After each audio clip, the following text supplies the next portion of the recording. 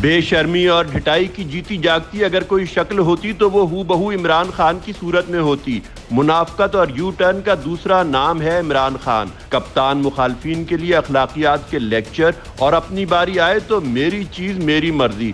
Panama case کے وقت یہی خان صاحب خواجہ آصف کو کہتے تھے تمہارے باپ کا پیسہ ہے جو قوم بھول جائے گی۔ تمہارے باپ کا پیسہ ہے کہ لوگ بھول جائیں گے۔ اور اب جب خود توشہ خانہ جو کسی کے باپ کا نہیں پاکستانی عوام کی امانت ہے، اس میں جب خیانت کی، تحفہ لے کر بیچ دیا تو اب بڑی بے شرمی اور ڈھٹائی کے ساتھ کہہ رہے ہیں میری گھڑی میری مرضی۔ میری ذاتی گھڑی ہے، میں اسے بیچوں، میں جو مرضی کروں اسے۔ تمہارے باپ کا پیسہ ہے کہ لوگ بھول جائیں گے۔ خان صاحب کا رعونت بھرا لہجہ بتا رہا ہے کہ ایک چیز اگر کسی نے خان صاحب کو دے دی تو وہ پھر حساب بھول جائے۔ خان صاحب چیزیں لے کر منی ٹریل مانگنے والوں کو ایسے ہی گالیاں دیتے ہیں جیسے آج کل گھڑی کیوں بیچی کا سوال پوچھنے والوں کو دے رہے ہیں۔ حکومت کو چاہیے کہ ورلڈ کپ کو بھی محفوظ جگہ پر رکھیں، کہیں کل کو خان صاحب اسے بھی بیچ کر یہ نہ کہہ دیں میں نے جیتا میری مرضی۔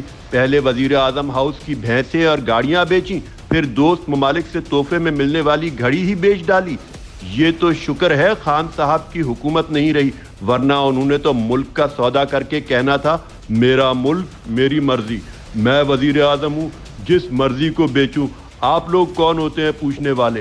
دوسروں کو نصیحت اور خود میاں فصیحت والے عمران خان ہر وہ کام خود کرتے ہیں جس کی وجہ سے وہ دوسروں پر تنقید کرتے ہوئے اخلاقیات بھی بھول جاتے ہیں۔